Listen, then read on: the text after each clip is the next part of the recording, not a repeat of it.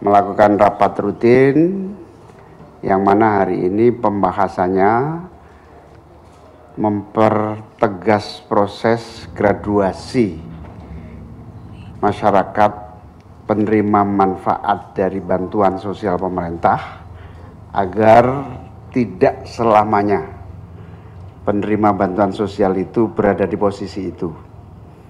Salah satunya adalah kita ingin agar yang telah menerima bantuan terus-menerus ini naik kelas.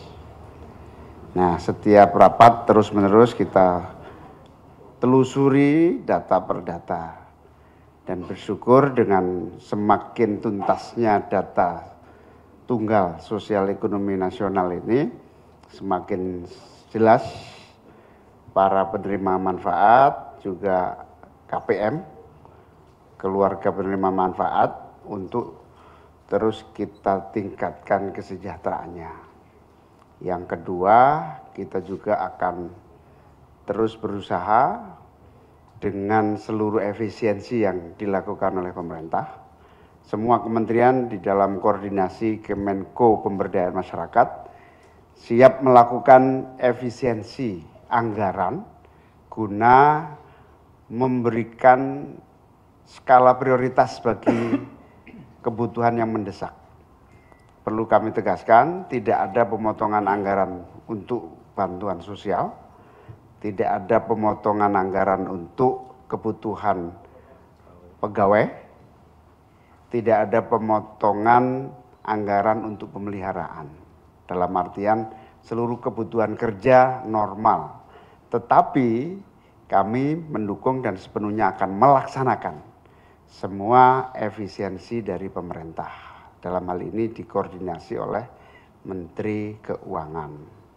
Sehingga bagi kami efisiensi itu penting untuk memberikan penajaman, focusing, dan melakukan refreshing sekaligus penataan konsentrasi anggaran dalam pembangunan nasional.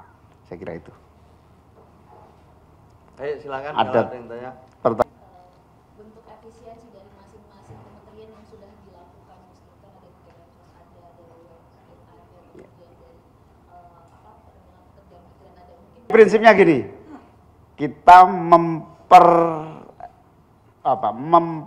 memperkecil rapat-rapat yang sifatnya prioritas.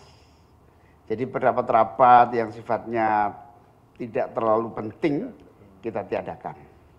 Kegiatan-kegiatan seremonial kita hilangkan.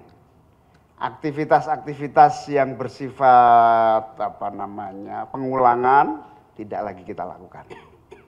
Fokus di program-program yang mendapatkan kemanfaatan untuk sasaran. Rata-rata gitu, tapi masing-masing berbeda-beda konsentrasinya. Intinya rapat ini tadi mempertegas masing-masing kementerian untuk mensukseskan efisiensi.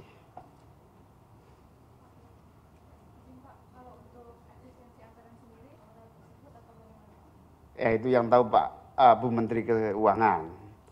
Yang jelas kita mendukung semua prioritas Pak Presiden. Oke ya.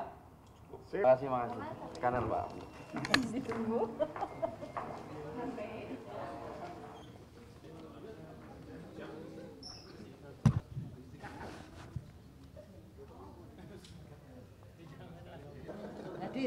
Gimana? Arek-arek ini.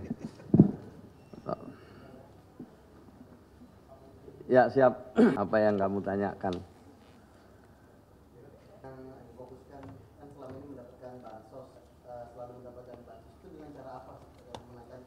Data yang kita miliki yang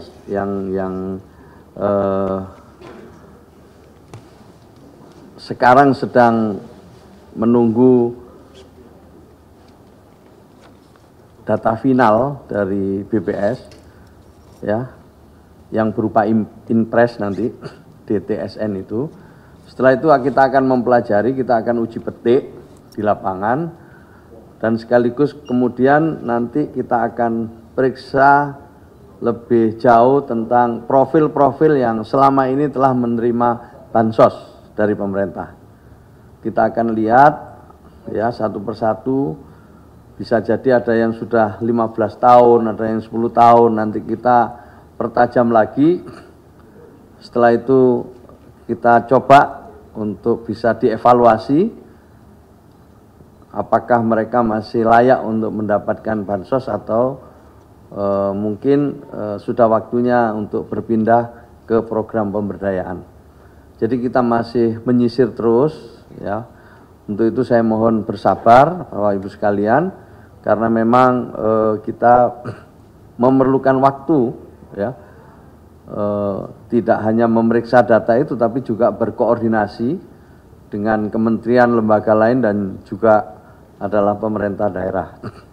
Nah, untuk itulah pada saatnya data yang paling mutakhir itu yang akan kita jadikan pedoman, tidak hanya oleh Kementerian Sosial tapi juga oleh kementerian, lembaga maupun juga pemerintah daerah. Dengan begitu Bapak Ibu sekalian, tentu pensasaran ya ke depan ini diharapkan akan lebih akurat, efektif dalam mengintervensi, dan hasilnya itu bisa diukur dengan baik. Selama ini banyak keluhan lah ya, bahwa ada sebagian dari penerima bansos itu mestinya tidak berhak untuk menerima, sementara yang lain juga mengatakan hal yang sama. Maka untuk itu kita akan bersama-sama dengan pendamping, dengan pekerja sosial, dengan pilar-pilar sosial, pemerintah daerah dan juga masyarakat umum untuk melakukan pemutakhiran bersama-sama. Sering saya sampaikan ada jalur formal, ada jalur partisipasi lewat aplikasi Cek Bansos yang sekarang terus kita upgrade supaya bisa melayani masyarakat yang ingin melakukan usul sanggah. Jadi ini terus kita lakukan ya. Dan untuk triwulan pertama ini